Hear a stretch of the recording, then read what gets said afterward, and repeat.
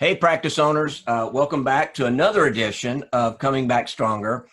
Unless you've been practicing under a rock, you probably recognize our guest today, Laura Hatch of Front Office Rocks, and her awesome, sparkly, clean or home there, I guess. So, Yeah. how you doing, Laura? Good. How are you? Newly painted and everything. I have I front know. office rocks on the wall. It's amazing, right? It is. I'm so excited to be here. I wish I had all that on the wall behind me like you do. Yeah, that's well, actually that's real. Yeah. I'm at my office, and so I have this thing. My wife works from home. Okay. She works for a large health insurance company, and they call it agile. They've been agile for a few years. So she has a home office. If she's on a plane, she's working. If she's at a hotel, she's working. So she's home, and I love her to death. But I think both of us being home all day For the marriage. yeah. Yeah. So Right. I can look outside here. My car is the only car in the parking lot. I'm the only guy in the building, so Right. I'm quarantining at the office. Right. Plus, like a lot of business people, you and I are a lot alike in that respect. We're used to working. We got to be working. And for me, I need that separation. I need to get up. I need to take a shower. I need to get in the car. I need to go here. And even though I'm the only one, I just need that routine. So Yeah, actually my team, we've been remote. I mean, Front Office Rocks is an online business. So we're working more than ever right now. My team doesn't even know what it's like except for now their kids are home and their husband's home and they got all that other pressure where they're used to just working alone. So your webinars have, the kids in the background, or the Amazon guy ringing the doorbell, I had one the other day where a guy was, we were having this conversation. He's really serious looking at the camera, and all of a sudden his cat jumps up on the desk and walks across the computer, and all you could see is like the back of the cat, like right about here going across. So I actually did a webinar last week and the UPS guy was at the door and I had, I don't know, 300 people on, and I'm like, do I go to the door or do I stay here? And I called it out on the webinar. I'm like, I'm going to ignore the UPS guy for you. Yeah. And, I think people expect that, especially practice owners who are, what I like to say, so far outside of their comfort zone of being a dentist. They want to do the dentistry. They want to see the patients. That's what they went to school for.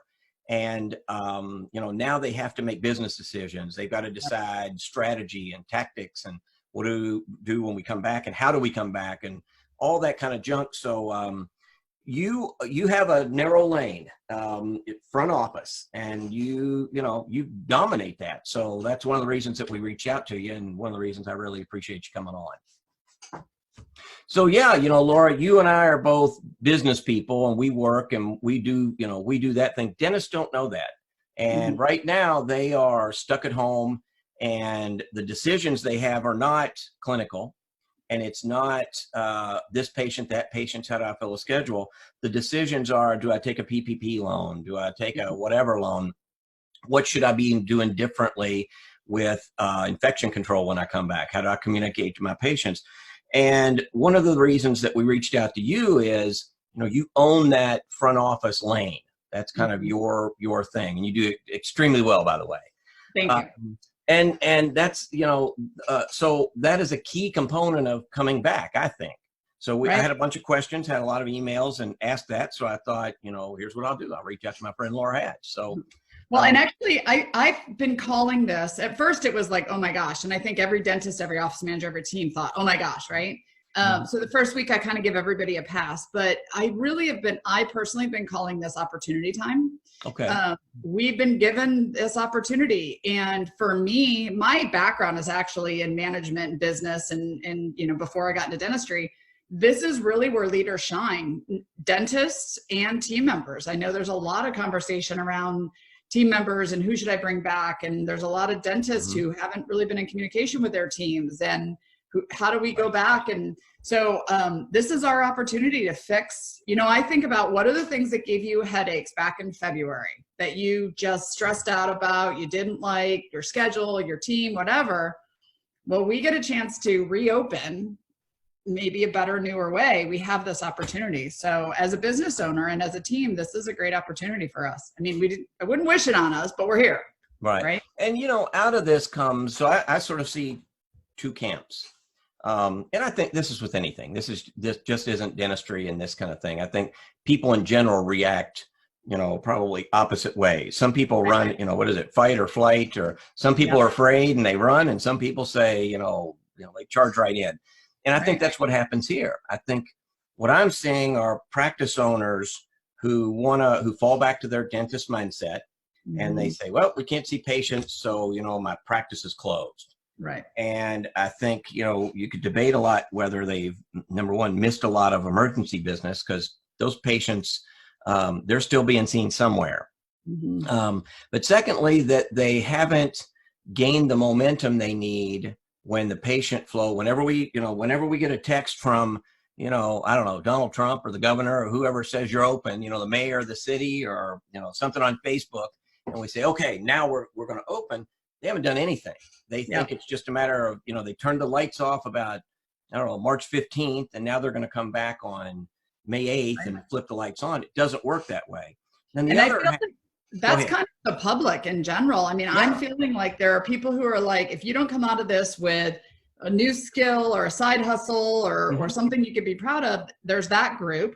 And right, then there's the group that they're going to gain 19 pounds and watch the news right. 24/7. And, it's really literally, it's your choice and how you decide to respond to this. And it's not over. So you can change now. Like, it doesn't, just because you maybe the last 3 weeks have been sitting around, it's like, okay, great. Now it's time to get motivated, but the clock's ticking. We're going to open back up, so we need to be prepared.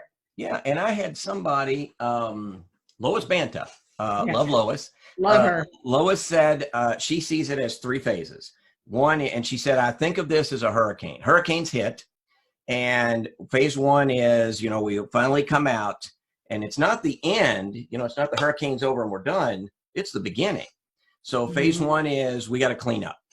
Right. Whatever happened, it hit us, it came out of left field, and we have this mess. And we need daily meetings. We need to be communicating with our team during that sort of cleanup phase. Phase two is, all right, we got things cleaned up. Now we're going to realize that, we can put new siding on, and we can put a new roof on, and we can paint it blue instead of green, or we can now rebuild the way that we want. And phase three is we're really back to normal. So, Right. in sort of that front office lane, in the up to day zero of coming back, and then really that first phase of that we have, I think you hit it the nail on the head, opportunity time, Mhm. that we're still sort of getting things ready, and we're still finding our new normal, and we're still adapting to patient needs. What are some things that a practice owner who's sitting at home and has, Fox News over here, CNN over here, and Netflix right in the middle, and says, all right, those are three bad choices. I'm going to watch Laura Hatch, and I'm going to listen to her really smart ideas. What are some things that they can tactically hands-on do right now?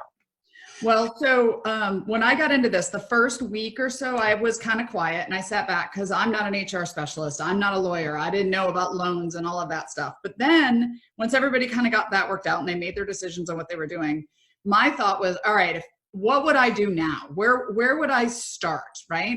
So I've been doing webinars, which we'll give information about this. They're recorded and everybody can watch them. I broke down, who knows how long we're going to be closed, right? And so I kind of broke it down into 4 categories. And the 4 categories were, first is patient communication. So we need to get talking to our patients. And I did a whole hour on that. And this is going to be kind of my focus going into that first week open. The second thing is team building and team training. Like, the best investment you can make is in your team. The resource we have the least amount of in the dental office during normal times is time. When we get back, training, it's going to be even harder, right? So we need to focus on training our team.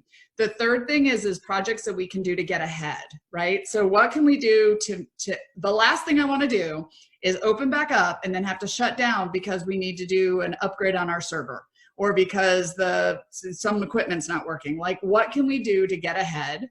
And then lastly, it's projects we never get to, like, painting the walls and cleaning the cobwebs and changing the light bulbs and all of that. So, each week was kind of a focus. I wouldn't be working on cobwebs when we haven't made phone calls to our patients, right? Patients are the priority, but these are the different projects.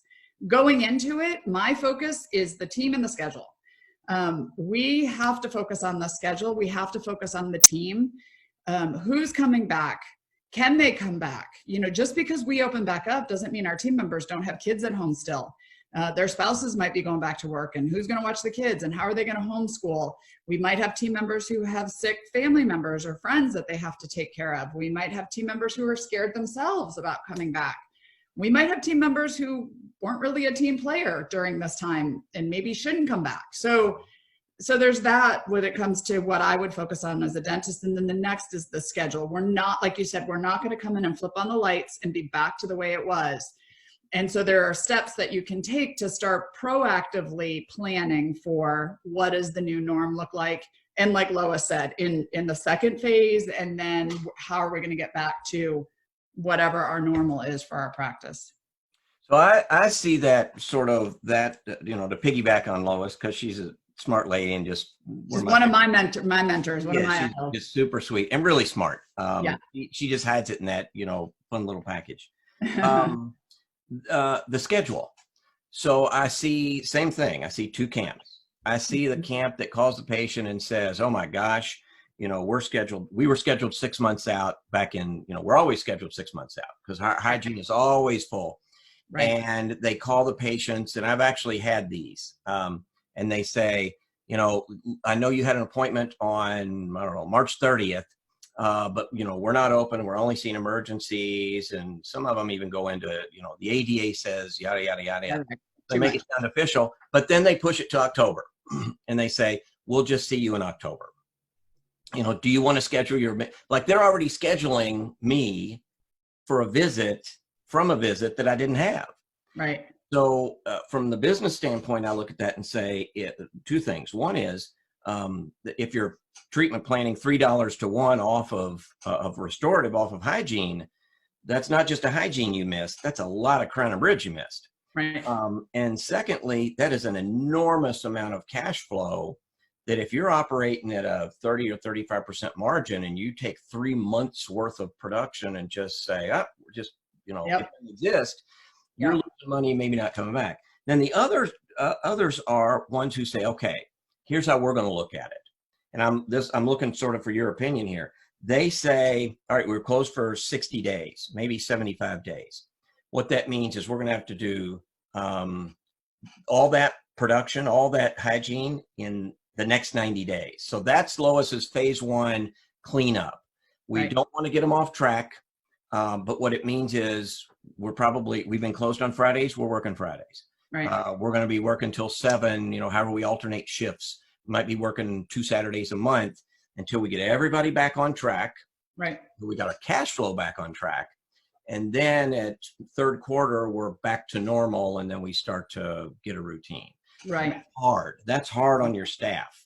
Well, what I will add to that. So I actually haven't heard Lois's thoughts. So this is great because I'm 100% more towards that. Like we can't just go, oh well, that 2020 is going to suck because we still, like I've already talked about, like if you take between Christmas and New Year off, maybe not this year. If you take the Wednesday before Thanksgiving, maybe not this year. So we need to realize that we still have the rest of the year to make this up and we can do it. One of the things that I think though, is I think that our schedule, I know everybody says we're booked 6 months, but things are going to change. We're going to have issues. We're going to have patients who lose insurance. Okay. People, either they drop it or their employers drop their insurance. So there's going to have that issue. We're going to have patients who are afraid to come back. They're older, they're compromised. They're just not comfortable yet. I do not want to leave those patients in the schedule and then have holes in my schedule. Like I said, I don't want to go back to production and then have 3 people not show up today and I'll go, oh, wow, we kind of knew that they were old, right? We're going to have people who are small business owners, self-employed, CEOs of companies who the last thing they're going to do when we open back up is want to come to the dentist. Right. They want to get back to their restaurants. They want to get back to their businesses. So what I suggest we do is we go through the schedule now and we proactively find the people who are probably going to cancel on us or no show or whatever, and let's move them.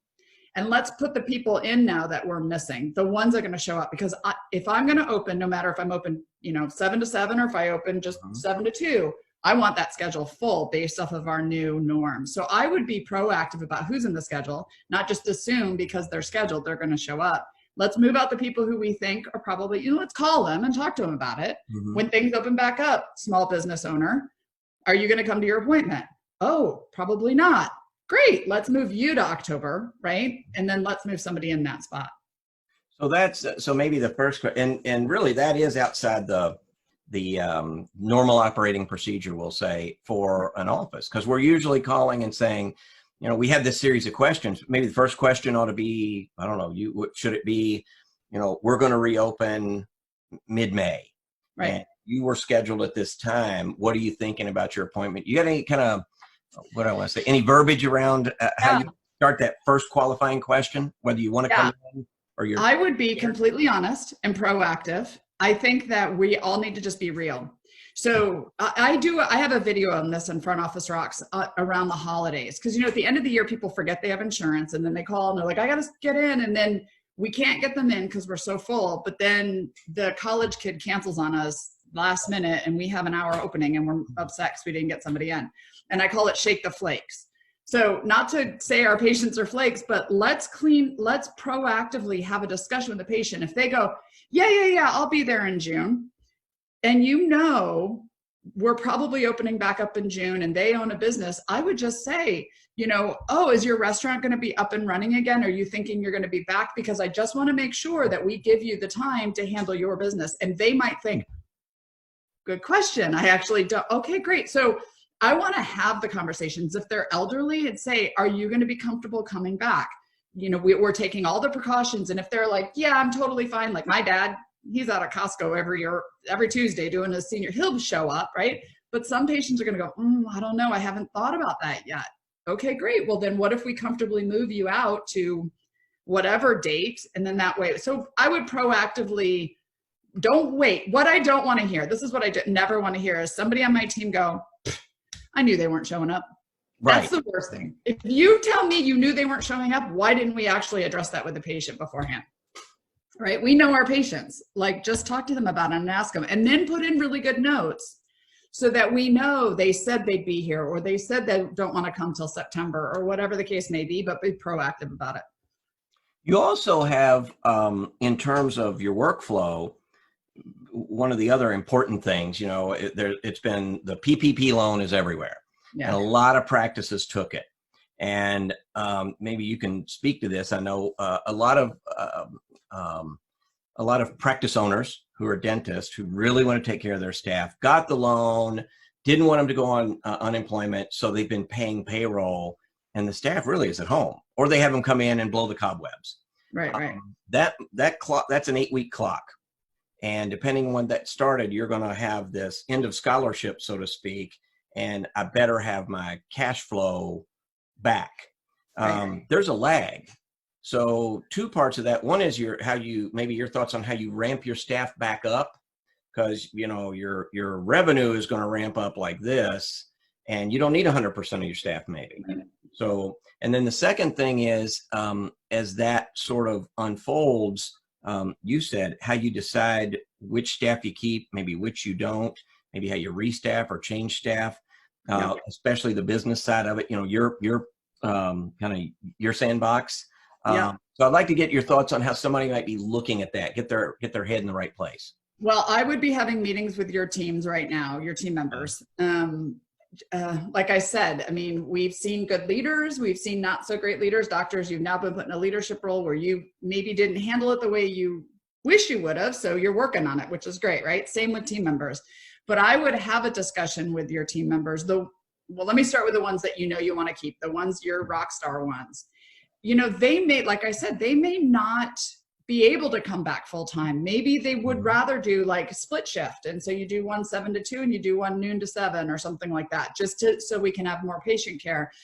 Maybe they take a day off, or there's options, but I would have the discussion around it and make sure that you're proactive. I've said proactive, I don't know how many times now, but talk to them about it. Like how do they see coming back? What could they do from home potentially? Could they still be doing some things from home where they could have a day and they call patients?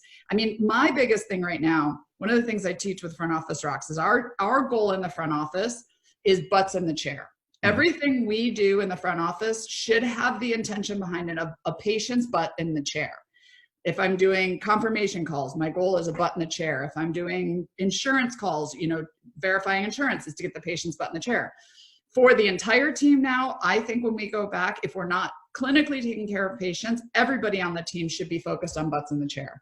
That means everybody's making reactivation calls. Everybody's making recare calls. Everybody's calling insurance if we need it. Like, we have to do everything we can to get that schedule full, and it's going to take the whole team. So maybe a dental assistant, is off on Thursdays and at home making reactivation calls. That could be an option, right? So there's some creativity behind that. Or maybe they're the one who's on hold for 3 hours with the insurance company. Exactly. Yeah, just give them the next week's schedule and have them call and see if there's, because I would make sure that your patients are still eligible. And even if they say they're eligible, we might find out later they weren't, but we're going to have a lot of that work in the front, right? So that's a really good idea. The other thing I would say is, again, if I go back to think about February and what gave you headaches, and if one of those was a team member, then that person may or may not be invited back. You have that option, right? The other thing is look at your team members right now during this quarantine. And, there's a lot of, I do webinars all the time where amazing team members are showing up and ready to work and there for their doctors. And then I see people on Facebook. I have an ad for Front Office Rocks, and somebody made a comment, "Don't let my dentist see this ad. I'm enjoying my vacation too much to train." And I thought, I really hope your doctor doesn't see that ad or see that comment, right? That might be somebody I might consider bringing back. So, but you have the decision. I've heard the term called grand reopening. You get a chance to reopen again, right? So reopen the way that you want to open. I had a dentist this morning in my mastermind who is considering going more out of network because he's not bringing the full team back. He needs to lengthen his appointments. He's running around crazy. And he's like, is this the time that I actually drop a couple insurances? Because we need to ramp back up anyway. And I'm like, if you analyze the numbers, it might make sense, right? So it's your chance to reopen again the way you want to open. Yeah, it really, and it really does come down to profitability. Right. And, obviously it's practically our name here. And I think a lot of times docs see that as in conflict with taking care of patients, right? Like it's a bad thing. At the end of the day, what they're learning right now is profit is if you're not profitable, you don't get to be a dentist on your own anymore. You can go work for somebody. But, if you're not profitable, a bank, the IRS, somebody's going to come along and say, hey, we appreciate you're an awesome doc, but, you don't get to do that anymore because you owe us too much money. Exactly. But you might look at, maybe there's a time it really is a reopen. You have a blank slate. You can cherry pick the patients that you want to come back or not. You can cherry pick the staff. And somebody told me a long time, Laura, as a business guy, I started a couple different businesses. One, and this was a long, long, long time ago. You might not even have been born yet. It was, I did like $2 million a year, and I grew that to maybe $25 million a year. I ended up with the same thing at the end of the year. And I was looking at this and I was sharing this with my accountant at the time. And he says, here's what somebody told me. Big is not a strategy. And I think a lot of times we think we need to get bigger and bigger and bigger and bigger. And along with bigger comes a lot of headaches. So maybe it is time, instead of having, this great big practice and this great big staff and all these headaches, and you hate it every day, maybe it's a good time to say, I started once. So the neat thing about it is almost everybody who's listening to this that's a practice owner started at one time. Go back to that and look at it maybe as a start over. You think is that a good way to, again, get your head in the right place? Yeah. And that's where I believe, hopefully, we're not going to get this chance again, right? This is like a reboot for everybody. So, this is your chance. I hope you don't look back at this and regret it. And we're going to be, I guess, September, October, we're going to be busy again. We're going to be running around like chickens with our heads cut off again. We're going to be stressing about new patients again.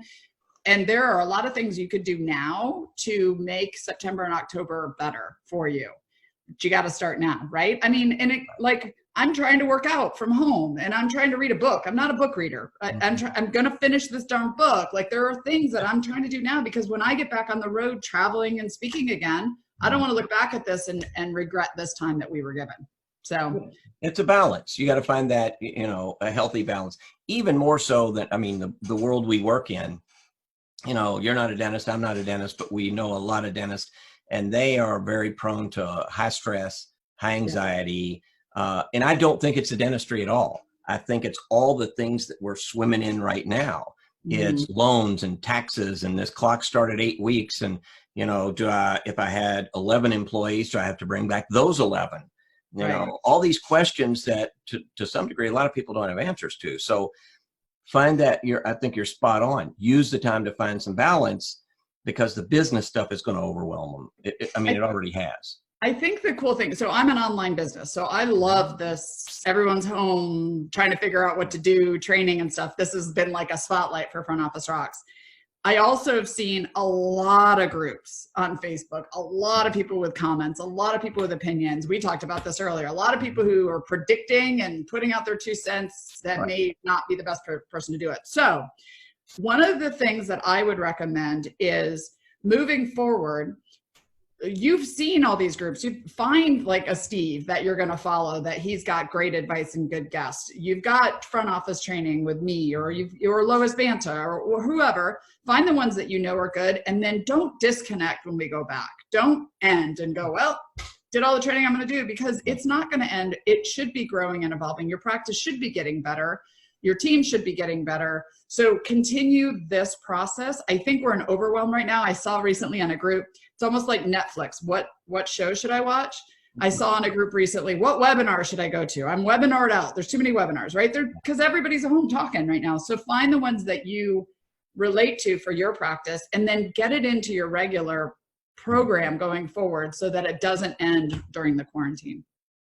So let me ask you a nuts and boltsy question. You said something a while ago about working at home. Who could you see front office wise? I wrote down here insurance.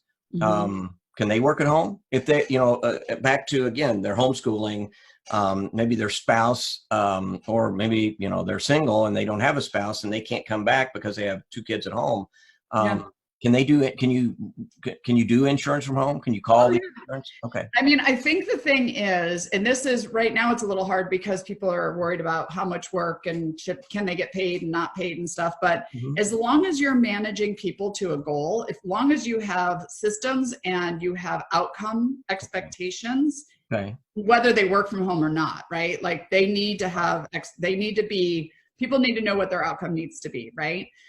Like our phone should be answered 100% of the time. So if I know my phone should be answered 100% of the time, and let's say Laura Hatch is my receptionist, but she's working from home, as long as I'm answering phones and scheduling patients, I'm doing my job. I don't have to be in the office to do it. Clinically, we can't do our work from home, but maybe we have a dental assistant who needs to be home, and she or he can help with insurance, like you said. So, but ultimately, I'm not paying somebody 8 hours to work from home and they called 2 insurances the whole day. It's about metrics. It's about the numbers. It's about holding them accountable. But yeah, there's a lot that can be done from supply ordering potentially, depending if we do everything online, right? There's everything except for the clinical. I think the clinical is the main, even answering phones, greeting patients. We've talked about I've heard people talk about the personless front desk, right? But people come in from their car, go right to the operatory if you're going to get that far. There's options for sure. So we want to think out of we've always done it this way, and think about how, especially if we have rock stars and we don't want to lose them, how can we keep them with us until things go back to, somewhat of a normal, environment. My gut is those people want to work. They need something to do. And you can find that balance. Like you said, somebody who says, this is an awesome vacation, and especially if they're getting paid, it's kind of an awesome vacation. And then there are people who just produce. Is that kind of how do you spot a rock star? Maybe that's a good question. Well, the ones right now that are doing webinars and training, and like I said, I had a mastermind this morning and I had all rock stars on there. These doctors are lucky to have these team members because they're finding systems, working on things, writing standard operating procedures, looking at policies.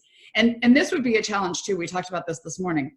I had this office manager has a dentist. She works for this dentist who came in and he's not happy with the way the supplies are being ordered. He's got time. So he's looking and he's like, this system is broken.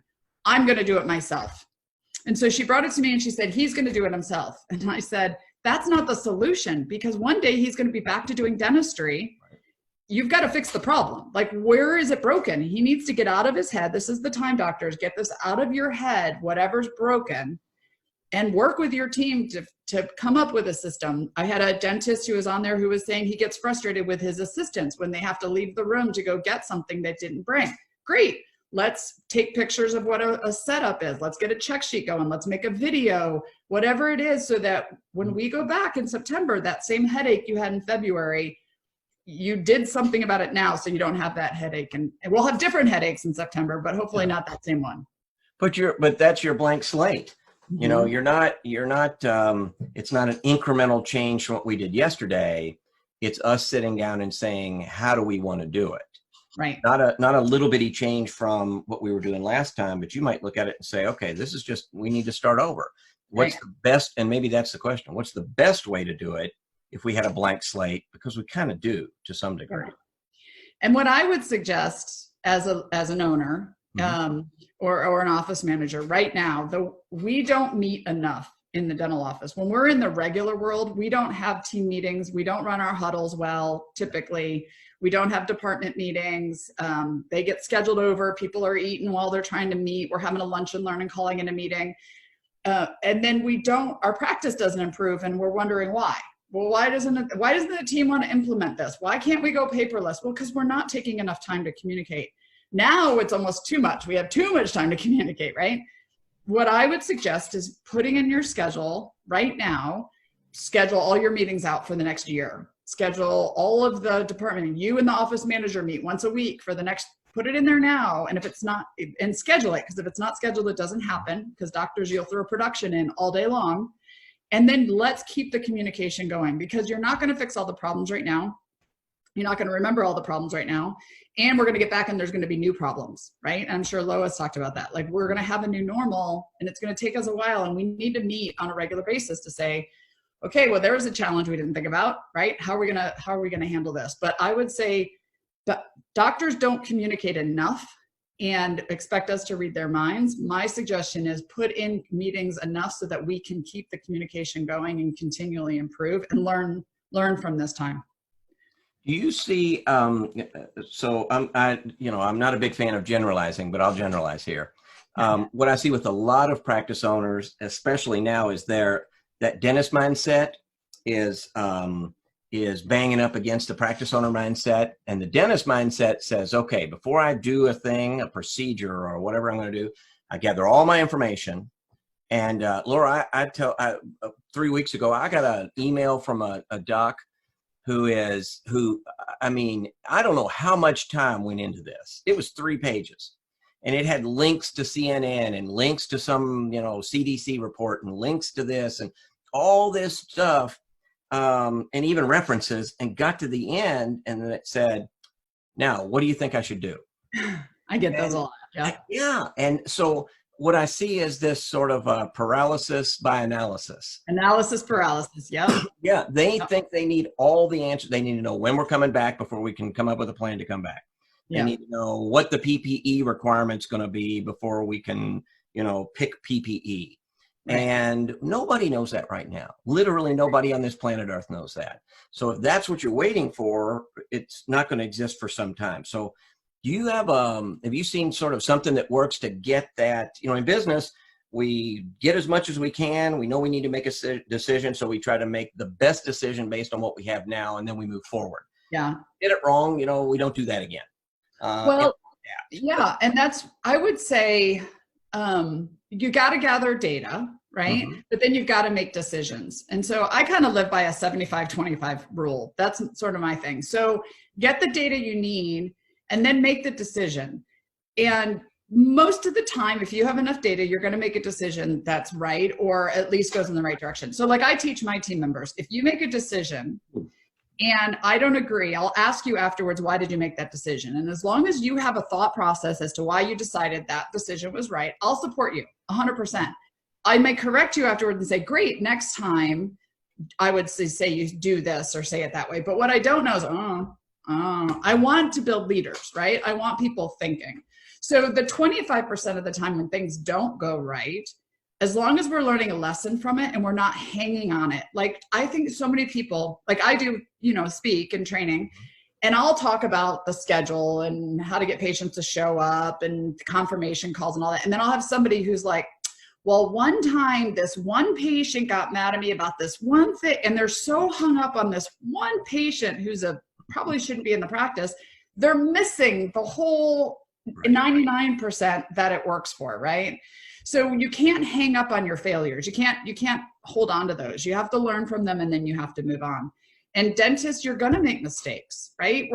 I'm a business owner, you're a business owner. Like, it's not like it's been like this. I mean, it's been like this, and but as long as we learn from them, and as long as you get educated and you get the knowledge you need. The one thing I will tell you, that you need to build your team up of leaders, of people who think and can make decisions, because as long as you're the one they always have to go to, and as long as you're the one who has to go do the analysis and go do the research and make the decision, your team's always going to dump stuff on you. They're always going to come to you with problems. They're always going to just drop it on you, and you're never going to get out of the practice. So you need to set up a culture and an environment where people can learn, grow, make decisions, make mistakes, learn from them, and keep going, right? And it's got to start with the leader and then work its way down into the business. Yeah, and that's hard for dentists. It's not so hard for practice owners, and I think you're spot on. I think you would find that the most successful, and by successful on the business side, I mean profitable, meaning they choose to practice how they want, where they want, the way they want, the amount of time they want. They have those choices because they're running a successful business, right, which means there's more money coming in than going out. Not that they're a good dentist or not. I don't think that the two are connected. But they have those choices. They will find team members. I think any of them would say, yeah, I'm happy having a team member that gets stuff right, 80% of the time. 10% of the time it's out of the park, and 10% of the time it was a dumb idea that they're going to even tell you, we never should have done that. That's a bell curve. That's normal. Exactly. I think and I'm not 100% on this, so I might be generalizing too, but I think dentists are used to, the dentist mindset is to find a problem, fix the problem goes away. So for patients, right? They're in pain, take the cavity out, put a filling in, they're fixed, or do the root canal, they're not in pain anymore. And I've seen this with dentists that I've worked with, where we've started getting over into like sleep dentistry and sleep apnea with medicine. I feel like a lot of times there's not a put a filling in it, it's fixed. It takes multiple visits. It takes research, right? And so I've seen with the dentists I've worked with that the fact that the patient has to come back over and over and over again to get their device fixed and changed and, whatever the word is, right? And that's weird for them, because you shouldn't have to, you fix a problem, right? Well, I think that's the same with business. Dentists all the time say to me, what's the magic pill? What's the thing? And it's not a thing. It's not a magic pill. There's not one thing that's going to fix your practice. It's a whole bunch of things. And then when you get this part fixed, something else is going to break. And then we got to go over there and we got to work on that. Right. That's business. And you're a business, whether you like it or not, if you're a practice owner. So if anybody listening works for a giant DSO, this doesn't apply to you. Right. But for the 86% of dentists who do own their practice, this is what you do every day, what you have to do. Right. And so I'll tell you where this was, became very clear to me a few years ago. I had a doc call me, Laura, that said, he goes, okay, I've made a decision. I want to build a group practice. And, I think I want it to be around 12 or $15 million. Do you have a DVD that can tell me how to do that? Now, we've done roughly 1 million hours worth of CE. We've sold a cajillion, if that's a number, DVDs and audios. And, we do it now. When Dr. Woody Oak started doing this, in fact, he would still call it the Tape of the Month Club. And even though, now it's streaming like this, but that sort of is how they did it. So when they wanted to do a procedure, they get a DVD and watch it from a pro and learn how to do it. Right. You can't get a 90-minute DVD that tells you how to build a $12 million practice. Right. But that's the mindset. And that's... I had a dentist who came up to me. So Front Office Rocks is $224 a month membership, access to everything, train your team. All the videos are there, all this stuff. And he comes up to me and I was speaking and he says, listen, I have a question about your product. I said, okay, yeah. He says, I have a team member. She's worked for me for 15 years. None of my other team members like her. My wife thinks I should fire her. The patients don't like her. She doesn't do anything that I tell her to do. And I said, okay, have you talked to her about it? I've talked to her multiple times and she won't change. Can your product fix her? Right. And I'm like, no, I mean, there's no product can fix her. She needed to go 15 years ago and you're still holding on to her. So yeah, same thing. One DVD is not going to fix it. Yeah. And so now's the time. I think you're spot on. Now's the time to fix that. And I love the way you sort of put them into two camps, rock stars and, maybe somebody who should, find another another practice to work. So yeah, we were talking about this morning, if they're not a fit for your practice, that doesn't make them a bad person. Yeah. It's different bus. They need to go somewhere else. Just like patients, we don't have to be the dentist for everybody. There are some patients in your practice that do not need to come back. Let them go to the guy across the street. It is okay. We do not, but it's a hard thing for dentists. I know that they want to care. They want to take care of everybody. But at the end of the day, if you're sitting at home struggling because you can't make payroll, but you don't know what to do about it because you're not a great leader and you're too afraid, your team's getting paid and you're not, that's a problem. Mm-hmm. And I think it's a good time to realize that, as we said at the beginning, we kind of, as we wrap this up or come full circle, your team, you're going to have a lot of big asks of your team, but between now and when you open, and then when you open to getting back to the smoke's cleared and you're normal again. So I would assume you see a lot of teams doing Zoom meetings. I mean, Zoom is everywhere now. Right. Starting, maybe that's a good place to start. Maybe there's a question for you. Should you have your weekly practice meeting on Zoom now and then just, it's Fridays at whatever, keep it going afterwards. Keep it after you get back. You see people doing that?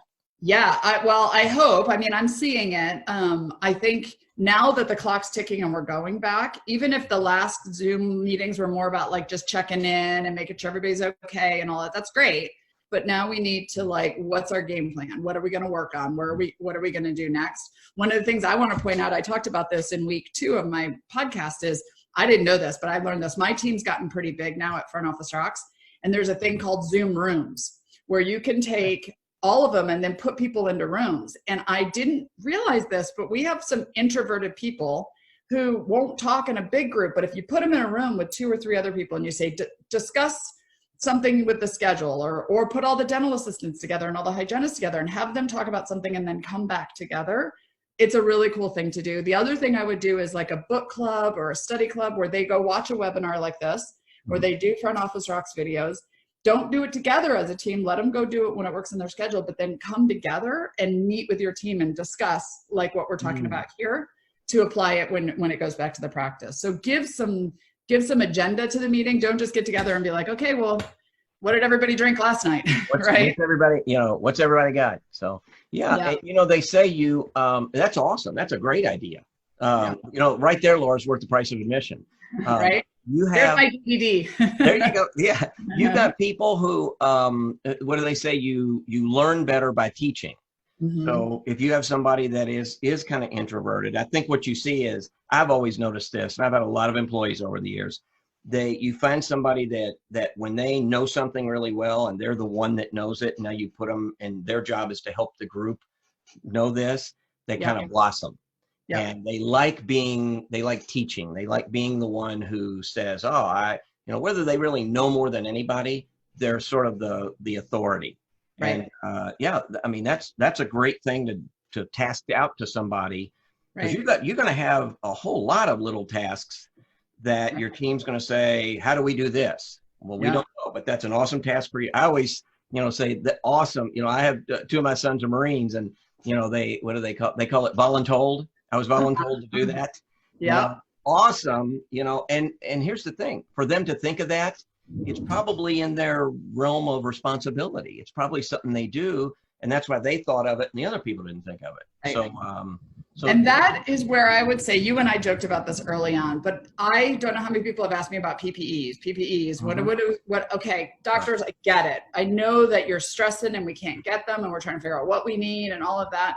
but don't focus just on that. Let your team focus on these other things. What are we going to do about insurance? What are we going to do about the schedule? What are we going to do about the kids at home? What are we going to do about cleanliness in the front office? What are we going to do about patients who cancel? Like, if we just talk about PPEs, we're going to miss this opportunity. We will find all that out. We will learn, we will grow, but like focus on some of the other stuff too, right?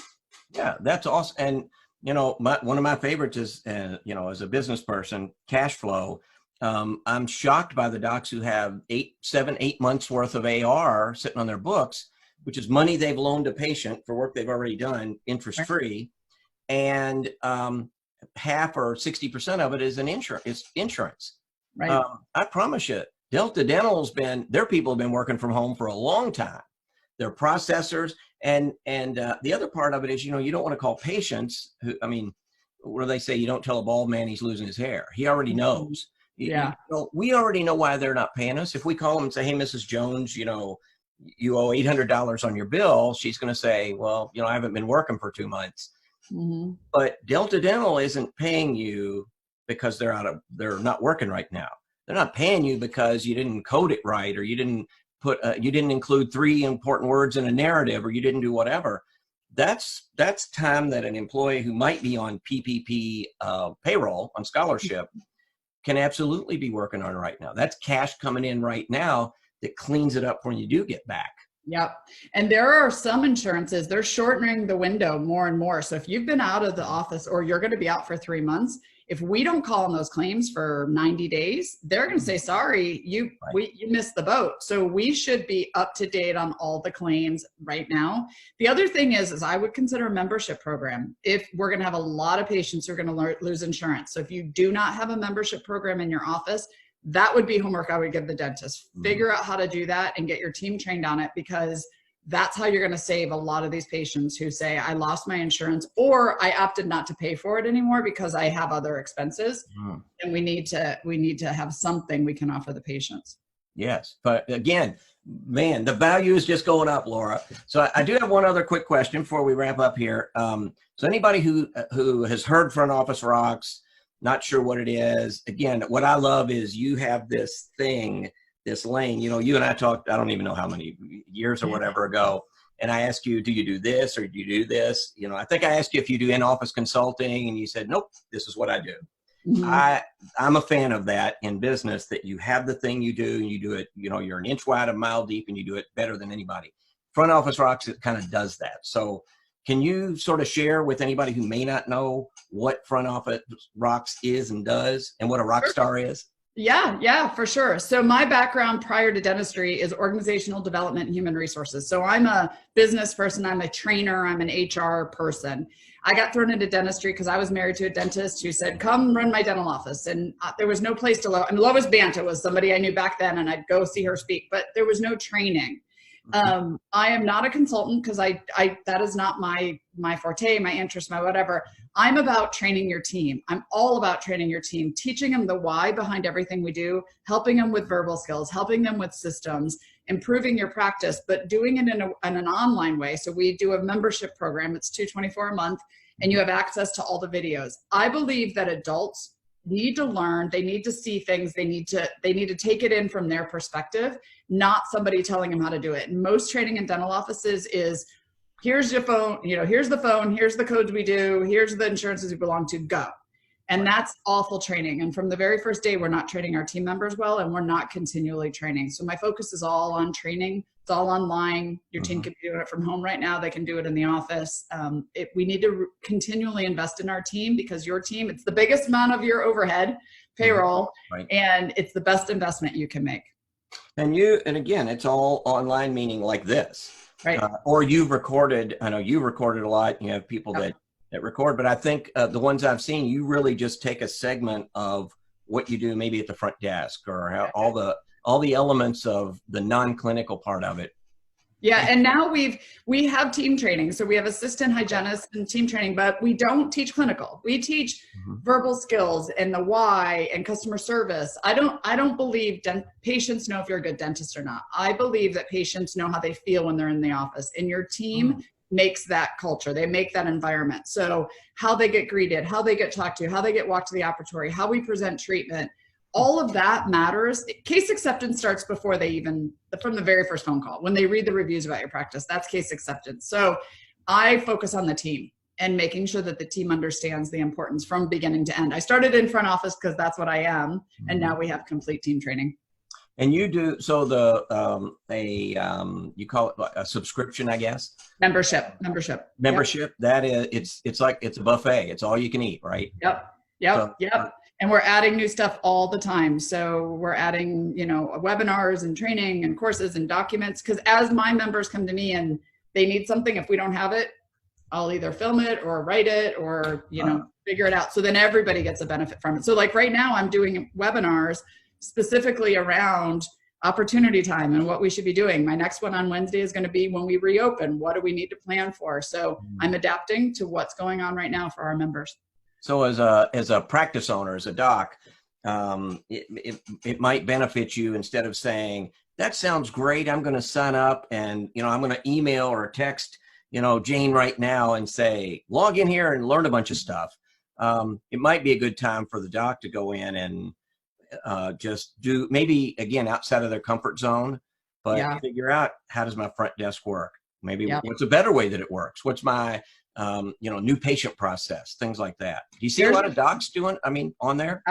What's funny is the majority of the doctors that we see doing this are younger startup doctors, which I think is amazing. They're coming out of dental school, starting a practice, whatever. And they're used to binge watching. They're used to YouTube and looking up stuff. And so they at least, I'm not expecting a dentist to know how to schedule as well as I do, but you wouldn't expect me to do a filling on a patient, right? But you want me to understand the process, and we want you to understand the process. One of the things I'm teaching, or I'm focusing on right now, is productive scheduling, block scheduling, scheduling for production. It's a term, we all throw it around, we all talk about it, but it's not taught very well. And doctors, you complain about your schedule all day long, yet do you actually know what block scheduling is, or productive scheduling, or scheduling for production? And does your team? I trained about a year ago, I was speaking, and there was a lady who was a scheduler for a periodontist who's never really been taught the foundation of how to build a productive schedule. She just kind of pieced it together, and she's like, oh my gosh, if I would have known this, right? So this is the time, like, you can learn, and then that way you can learn with your team and be able to support them so that you can go back and have an amazing schedule. Yeah, you're not filling holes. Right. And doing that, and I'll tell you this last little story. So I got into dentistry from another industry, and it's been great. It's been 15, 17 years now. And I would call a practice, took some consulting and then ownership into some practices. So I would call and say, how'd we do today? And I would get, oh, we were busy. We were covered up. And I would say, right, but how did we do? Oh, we blew it out of the water. And I would say, right, how did we do? I'm used to saying, how did we do today? Oh, we sold $8,911.15. Right. We needed 10, so we didn't do so well. Or we needed 7,500, so it was awesome. But the definition in a dental practice is busy. Busy. And they say, don't confuse activity with productivity. Yep. And so maybe now's a good time to get that into your mindset, that what it means is you change those languages, I guess. Yeah, I think dentists, and I had this when I wasn't in the practice, and I'd call into the dentist and say, what's the front office team doing? They're busy. But what are they doing? They're busy. And the issue is, I think it's because dentists, what an assistant should be doing, right? What a hygienist should be doing. You're comfortable in that zone, but you don't know what the front should be doing. So you walk by them and you hear them on the phone, and you're like, well, I hope they know what they're supposed to be saying. I hope they know how to schedule well. So at the end of the day, do they work for you, or do you work for them? Because they're the ones who are collecting your patient, or collecting the money, running your schedule. You need to know it, right? You need to understand it. You don't have to be the person at the front desk. You don't have to answer the phones, but you better know how you want your team answering the phones. Well, you should know. And in fact, the guy who told me that, this was many, many, many years ago, Laura, again, probably before you were born, who told me, don't confuse. You feel so young. Thank you. No, well, you are. That don't confuse activity with productivity. He shared it with me in the context of how he got through the Army. And he said, here's the secret of getting through the Army. Get a clipboard, hold it, keep a stern look on your face, and always walk like you're going somewhere. And he said, I did that for 4 years. Everybody left me alone. Right. And, and how many staff members do that? How many of them look like they're doing something, and you never stop to say, what is just that? what is Right. it you're doing and how is it adding to the practice? So, And it starts with leadership. I mean, I talk about this because I have a diagram where it's goal, intention, and actions. Doctor, what's your goal? Where do you want to take the practice? When we go back and you get to start again, what is the goal with the practice? And does your team know it? And do they have the same goal as you? Because if their goal, if yours is to be the best dentist in your county and your hygienist wants to be the best hygienist and your assistant, awesome. If their goal is to collect a paycheck and go home at 5 o'clock, maybe you don't have the right person. So this is all starts at the top, and then you build a team that's all going towards the same intention. And that's what we need to understand. When I'm doing confirmation calls, my intention is patient's butt in the chair. That's the whole goal of that call. And it might take 6 calls and it might take 1, but I know what my intention is patient's butt in the chair. well, Laura, I'm looking at the time here. It's always you. You're one of the people who have, and there's a lot of people who talk in dentistry and you leave and, you have 2 things on a notepad. I always have a full notepad. You are a wealth of information, and I think the enthusiasm you bring also helps build exactly what you do. I mean, especially at a time like this. I mean, a lot of practice owners need to know that it's not it might seem like it.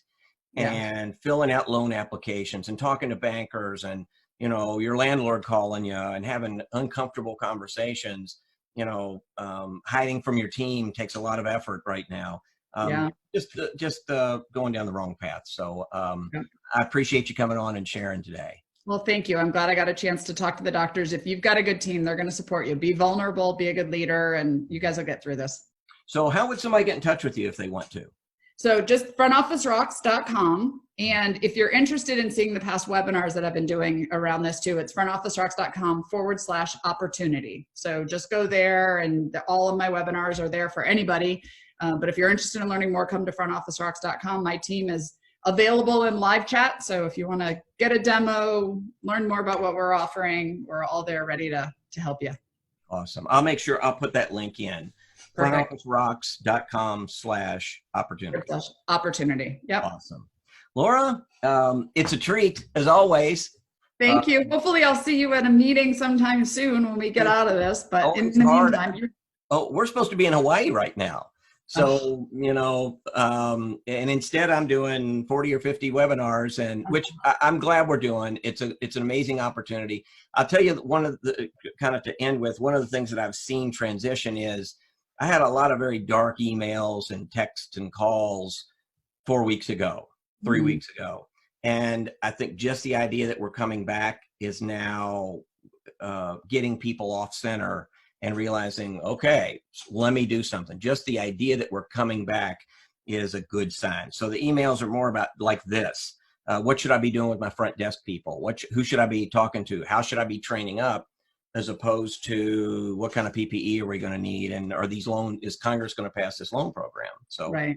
I appreciate your contribution to that. Well, thank you. I'm glad I can be part of it. And good luck to everybody going back. We're all here to support you. Yeah. So practice owners, appreciate it. If you want to get a hold of Laura, frontofficerocks.com, frontofficerocks.com/opportunity for a lot of resources. And so with that, we'll wrap this one up. Hang in there. It's getting close. We at least are moving in the right direction for coming back stronger. So Laura, thanks.